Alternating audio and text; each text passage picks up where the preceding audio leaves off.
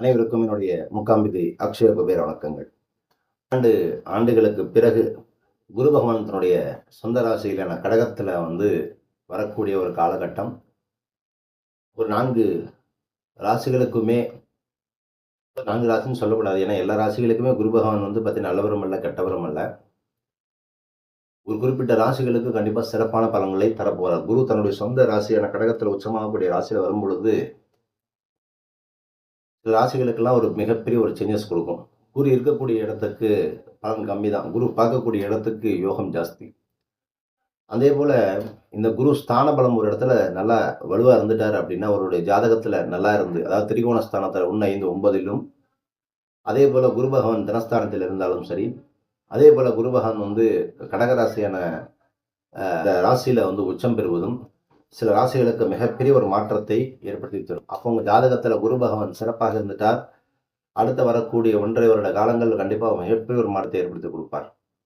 ஒரு வருஷம் அந்த குரு வருஷத்துக்கு ஒரு தடவை பயிற்சி ஆகக்கூடிய குரு பகவான் 12 வருஷத்துக்கு அப்புறம் ஒரு ஒரு ராசியாக கடந்து கடகத்தில் வரும்பொழுது கண்டிப்பாக ஒரு சேஞ்சஸ் ஒரு உலகத்திலையும் கொடுப்பார். கண்டிப்பாக ஒரு ஒரு தனி மனிதனுடைய வாழ்க்கையிலும் ஒரு மாற்றத்தை ஏற்படுத்தி கொடுப்பார்.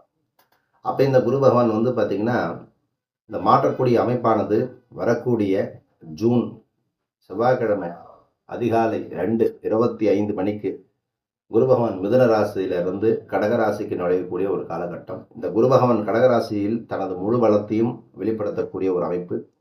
இதனால பலன் பெறக்கூடிய ராசியாக முதல்ல வரக்கூடிய இந்த மேஷம். பொதுவான மேஷத்தை பொறுத்த வரைக்கும் நான் என்ன சொல்லியிருக்கேன் அப்படின்னு கேட்டிங்கன்னா, பல பதிவுகளில் கொடுத்துருக்கேன். குரு பகவான் மேஷத்துக்கு சிறப்பான பலன்களை கொடுக்கணும்னு முடிவு பண்ணிட்டார் அப்படின்னா, அது கண்டிப்பாக மிகப்பெரிய யோகமாக இருக்கும். ஆனால் இந்த குரு பகவான் கடகராசிக்கு மேஷராசியான 10ஆம் இடமான தொழில் ஸ்தானத்தில் நடக்கக்கூடியதுனால மேஷராசிக்காரர்களுக்கு பார்த்தீங்கன்னா, உத்தியோகம், வேலைவாய்ப்பு மாற்றம், வேலையிலிருந்து கிடைக்கக்கூடிய பலன்கள், கான்ட்ராக்டு, அதே போல் சப்கான்ட்ராக்டு, நீங்கள் என்னென்னலாம் ஒர்க்கு விஷயம் அந்த முயற்சிகள் எடுக்கிறீங்களோ அது எல்லாம் வெற்றி வாய்ப்பை நோக்கி நகரக்கூடிய ஒரு காலகட்டம். பொருளாதார நிலை உங்களுக்கு கணிசமாக உயரப்போகுது. பொருளாதார கதவுகள் திறக்கப் போகுது. ரொம்ப பல விதமான சிக்கல்களை எல்லாம் தாண்டி ஜெயிச்சுட்டு வந்துட்டு இருக்கக்கூடிய இந்த மேஷராசிக்காரர்களுக்கு இந்த காலகட்டம் சிறப்பாக இருக்க போகுது.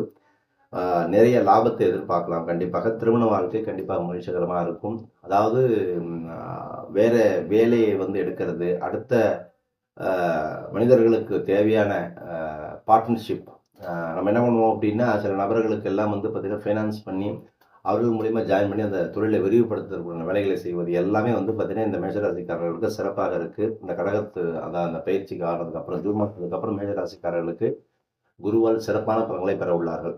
அதுக்கு அடுத்தது மிதுன ராசிக்காரர்கள். மிதுன ராசிக்காரர்களை பொறுத்த வரைக்கும் என்ன அப்படின்னு கேட்டிங்கன்னா, இவங்களுக்கு 12ஆம் வீடு. அப்போ இவங்களுக்கு இந்த 12ஆம் வீட்டில் வரும்பொழுது குரு உங்களுக்கு ராசியை பார்க்கறதுனால நிதி ரீதியான சிக்கல்கள் எல்லாம் சந்திச்சுட்டு வந்தவங்க எல்லாருமே கண்டிப்பாக கொஞ்சம் ஸ்டெப் அப் ஆவாங்க. பொதுவாக 12இல் குரு வந்தால் என்ன ஆகும் அப்படின்னா, ஒரு சுபர் இருக்காரு. இந்த 12ல் குரு போகும்போது பாதஸ்தானம். அப்போ இந்த காலபுருஷனுக்கு 3ஆம் வீடு. அப்போ 12, 3 கனெக்ட் ஆகும்போது என்ன ஆகும் அப்படின்னு கேட்டிங்கன்னா, இந்த மிதனராசிக்காரர்களுக்கு எடுக்கக்கூடிய முயற்சிகளை எல்லாம் வெற்றி கொடுக்கக்கூடிய ஒரு காலகட்டம். தொலைத்தொடர்பு சம்பந்தப்பட்ட விஷயங்களை எல்லாம் கண்டிப்பாக மாற்றி கொடுப்பார். கம்யூனிகேஷன்ஸ் சம்மந்தப்பட்ட விஷயம். ஏன்னா மிதுனத்தினுடைய வீடு இல்லையா? அப்போ மிதுனம் புதனுடைய ஆதிக்கம் மட்டும் இல்லாமல் நாளைவே வைத்து தன்னுடைய அறிவால், தன்னுடைய திறமையால் குரு வரும்பொழுது என்ன ஆகும் அப்படின்னா, மாற்றத்தையும் ஏற்படுத்தி கொடுப்பார். இருக்கக்கூடிய முயற்சிகளுக்கு வெற்றியை கொடுப்பார். தொழில் திட்டங்கள், வியூகங்கள் ஏதாவது வச்சுருந்தீங்க அப்படின்னா கண்டிப்பாக அது செய்யறதுக்கான ஒரு நல்ல காலகட்டம் வருது.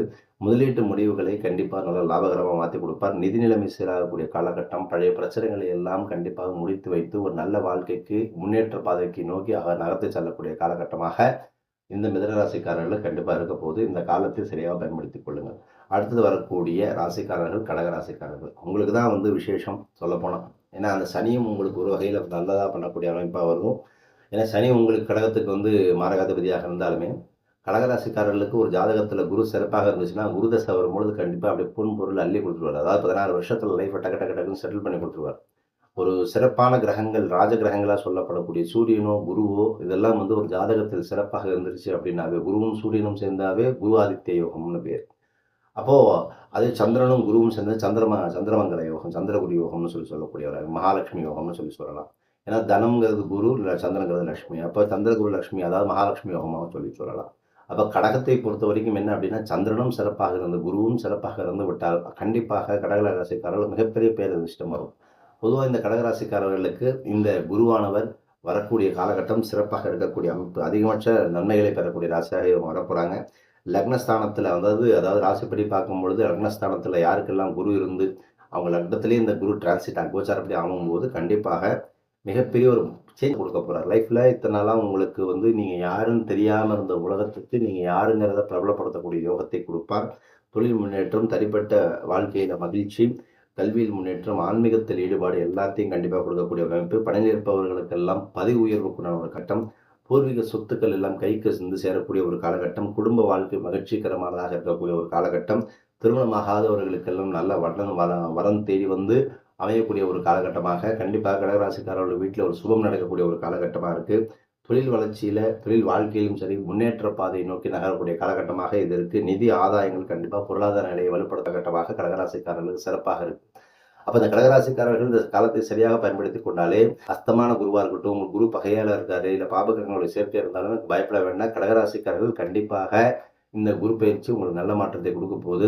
உங்க ஜாதகத்துல குரு நல்லா இருந்துச்சு அப்படின்னா இந்த பலன் கொஞ்சம் கூட்டி ரெட்டிப்பு பலனை தரும்.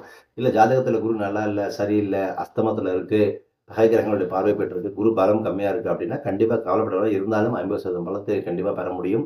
நீங்க குரு வழிபாடை தொடர்ந்து செய்யும் பொழுது கடகராசிக்காரர்களுக்கு நல்ல மாற்றத்தை வந்தே தீரும். அதுக்கு அடுத்தது விருச்சக ராசிக்காரர்கள். விருச்சக ராசிக்கு பொறுத்த வரைக்கும் ஒரு சிறப்பான ஒரு காலகட்டமா சொல்லலாம். குரு பகவான் ராசியிலிருந்து விலகி பாக்கியஸ்தானத்துல பெறக்கூடிய ஒரு காலகட்டம். ஸோ இதன் காரணமாக சடன் சேஞ்சஸ் கொடுப்பார். ஒரு லைஃப்ல அடுத்த ட்ராக் சேஞ்சை மாத்துறது, குரோத்தை கொடுக்கறதெல்லாம் கொடுப்பாரு. நீண்ட காலமாக முடிக்க முடியாமல் இருந்த அந்த வேலையெல்லாம் முடிச்சு கொடுக்கக்கூடிய ஒரு காலகட்டம்.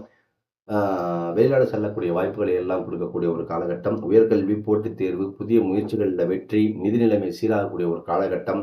பழைய கடன்களில் இருந்து நிவாரணம் பெறக்கூடிய ஒரு காலகட்டம். உங்கள் கடின உழைப்புக்குள்ள பலன்கள் எல்லாம் கைக்கு சேரக்கூடிய காலகட்டமாக இந்த விருச்சிக ராசிக்காரர்கள். அப்ப மேஷம், மிதுனம், கடகம், விருச்சகம் இந்த 4 ராசிக்காரர்களுமே குரு பகவான் சிறப்பான பலன்களை தந்தாலும் அப்ப மித்த ராசிக்கு நல்லதை பண்ண மாட்டாரா அப்படின்னு கேட்டா, உங்களுடைய ஜாதகத்தை எடுத்துக்கோங்க. குரு பகவான் தனஸ்தானத்திலோ, லாபஸ்தானத்திலோ, கடகராசியிலோ இருந்து 1, 5, 9 சம்பந்தம், அதாவது லக்னத்திலிருந்து 1, 5, 9 இந்த திரிகோணஸ்தானம் சொல்லுவாங்க. இந்த இடத்திலெல்லாம் குரு இருந்துட்டாலே நிச்சயமாக இந்த குரு பகவான் சிறப்பான பலன்களை தருவார். இல்லை குரு நட்பு கிரகங்களான குரு, சுக்கரன், குரு, புதன், அதே மாதிரி குரு செவ்வாய், இந்த மாதிரி குரு சூரியன் இந்த மாதிரி இருந்தாலுமே கண்டிப்பாக தனஸ்தானங்கள், லாபஸ்தானங்கள் இருந்தாலும் கண்டிப்பாக நல்ல மாற்றத்தை தந்தே தருவார். குரு எப்படி ஒரு ஜாதகம் நம்ம சனியை சொல்லுவோம், குரு சனி தடுக்க எவர் கொடுப்பார் அப்படின்னு சொல்லி நம்ம சனிக்கு சொல்றோமோ, ராகுக்கு சொல்றோமோ, குருவுக்கும் ஒரு பலன் உண்டு. குரு கொள்வான், குரு கொள்ள மாட்டார். ஆனால் கொள்வதற்குண்டான இணைய கண்டத்தை கொடுப்பார். அப்போ அதே மாதிரி தான் குரு ஒரு ஜாதகத்தில் கெட்டு போயிட்டார் அப்படின்னா பலவிதமான சிக்கல்கள், கஷ்டங்கள், முடக்கம், தடை, போராட்டம், ஏமாற்றம், சிக்கல் எல்லாத்தையும் கொடுப்பார் கெட்டு போயிட்டார் அப்படின்னா.